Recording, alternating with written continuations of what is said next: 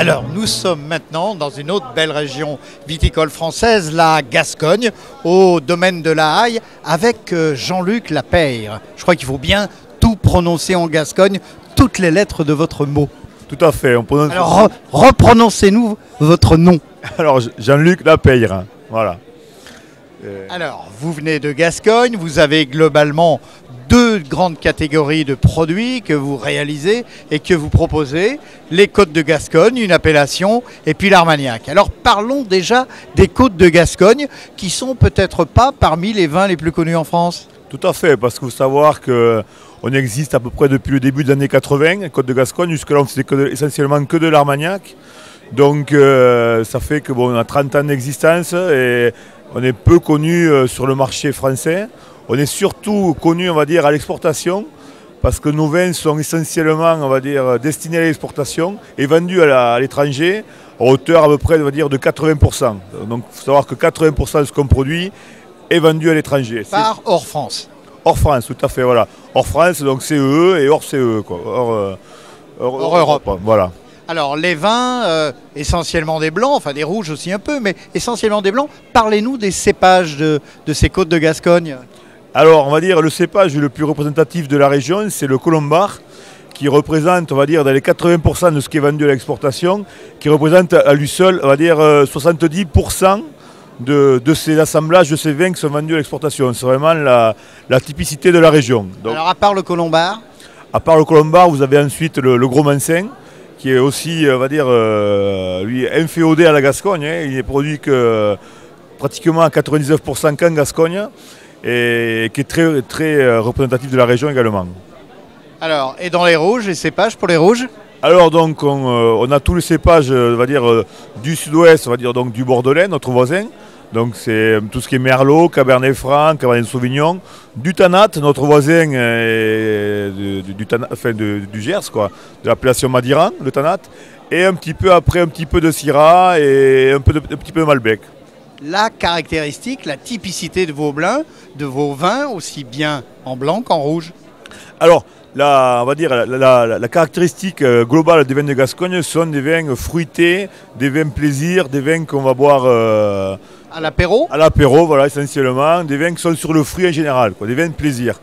Et à côté, vous avez des vins aussi, mais qui représentent un pourcentage moins élevé, des vins qui seront beaucoup plus sophistiqués, parce qu'il faut savoir qu'on a aussi de très très bons terroirs, avec des sols argilo-calcaires sur des collines bien exposées, et on peut faire des vins aussi très concentrés. Alors vous parlez de collines, je crois qu'en gascon, la Haye, le nom de votre domaine, ça signifie colline ou hauteur ou quelque chose comme ça? Alors voilà, c'est en gascon, ça veut dire un sommet de coteau. Voilà, donc c'est quelque chose qu'on voit de loin, c'est le sommet d'une colline. Alors on a beaucoup parlé de vin, de Côtes de Gascogne, mais vous avez également de très très beaux produits, des Armagnacs. Voilà, alors donc là vous avez une partie donc, sur les Armagnacs de mon père, et les autres, donc les miens que j'ai continué derrière, le Flambeau. Et donc voilà, c'est faut savoir que l'Armagnac fête cette année les 700 ans. L'Armagnac a 700 ans, il faut savoir que c'est la plus vieille eau-de-vie de France, et qui existait bien avant le cognac. Et donc c'est un produit donc, très très noble, quoi. Est-ce que l'on boit encore beaucoup, en France, peut-être à l'étranger aussi, ce type de vin ou d'alcool, l'Armagnac? C'est pas tombé un peu en désuétude? Alors, il faut savoir que là, on a beaucoup souffert de la répression avec l'alcool au volant, c'est-à-dire qu'on a oublié de boire les digestifs. Mais il faut savoir que maintenant, les jeunes consommateurs sont habitués à la répression, ils sont nés avec, donc sont organisés. C'est-à-dire qu'ils prennent les transports en commun, ils se font porter, il y en a un qui ne boit pas, ça fait que on va dire, la consommation est repartie.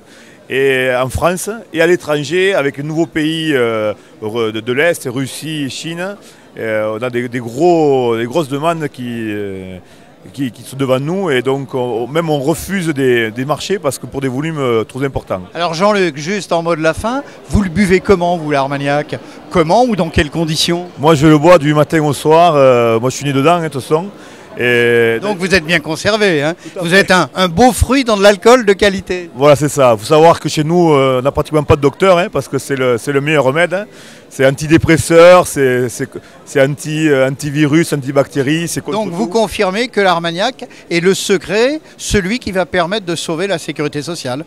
Tout à fait. Et il faut savoir également que dans d'autres départements, entre le canard gras, le confit de canard et l'Armagnac, il faut savoir qu'on est le département en France où l'on vit le plus vieux. Donc en mangeant donc, du canard qui n'est pas gras et de l'Armagnac, voilà. Et avec de la graisse d'oie qui n'est pas grasse également et qui amène moins de cholestérol que le beurre. Voilà, c'est bien connu, le foie gras, le confit, c'est pas gras. Alors, Gascon est fier de l'être, le domaine de la Haye, Jean-Luc Lapeyre, c'est toujours difficile à prononcer. Merci, et puis je vois que vous représentez la joie de vivre, celle de votre région, la Gascogne, et également celle des produits de qualité. Merci, à consommer avec modération, faisons quand même attention. Merci, bel après-midi.